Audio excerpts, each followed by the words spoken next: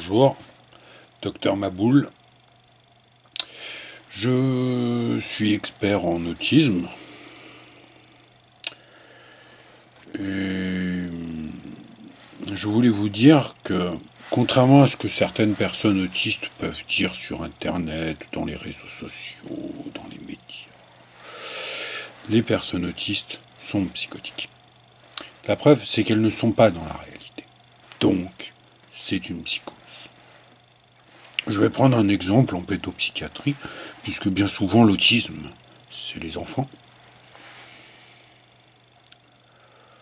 L'exemple est simple. L'enfant qui s'intéresse aux dinosaures.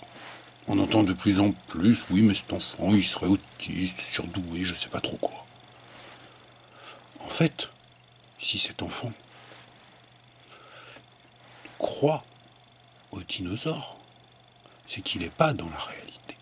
Pour quelle raison un enfant s'intéresserait-il aux dinosaures, si ce n'est parce qu'il y croit? On est face à un problème de réalité, de réalisme. L'enfant qui est à côté de la plaque, tel que l'on dit, mais en fait, qui n'est pas dans la réalité. Et c'est à nous, psy, de venir rappeler à la société tout entière que ces enfants n'ont pas leur place avec les autres. Quelle serait la place d'un enfant de 7 ans dans une école primaire alors que cet enfant est intéressé par les dinosaures? Quelle serait sa place? Aucune.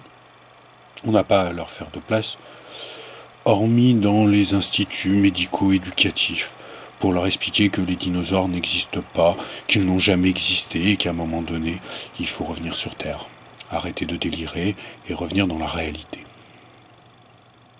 C'est important.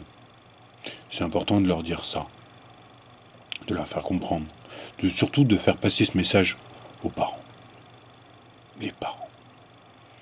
Les mamans toutes fières que leurs enfants s'intéressent aux dinosaures.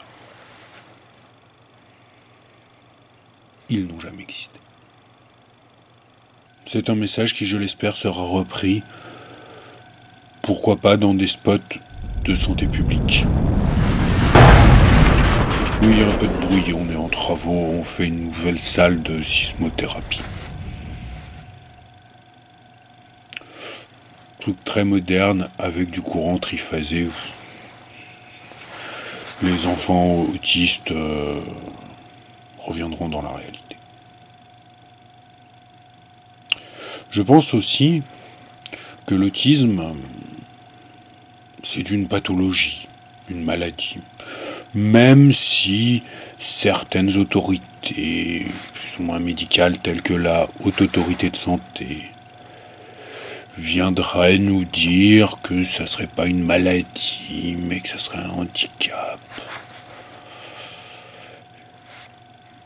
Des élucubrations électoralistes. Il y a aussi quelques fous adultes qui viennent nous dire que l'autisme, l'handicap autistique serait une façon différente de penser. C'est sûr qu'un enfant qui est vide a tendance à penser différemment que moi. Donc c'est pas la même façon de penser. Mais de là à venir mettre ça sur un piédestal, il n'y a que quelques autistes pour le faire. Oh. D'un certain point de vue, on pourrait se dire laissons-les propager leurs bonnes paroles sur Internet. Et d'un autre côté, en les laissant rentrer dans le jeu de leur folie, croire que leur différence pourrait être constructive, c'est les renforcer, c'est les encourager, c'est les pousser à encore plus de folie. Encore plus de folie. Non, l'autisme est une bête psychose. Ça serait, et j'adhère à cette idée, ça serait le stade ultime de la schizophrénie. Et à un moment donné, les autistes, quand un autiste vient sur un forum internet ou sur Facebook et tient des propos comme quoi l'autisme, ça serait de la neurodiversité. Ils vont chercher ça où? Mais bon, à un moment donné, il faut le remettre en place. Et lui dire non, l'autiste, tu te trompes. Tu te trompes. L'autisme est une maladie, c'est le stade ultime de la schizophrénie, encore une fois. À un moment donné, il faut remettre les autistes dans la réalité.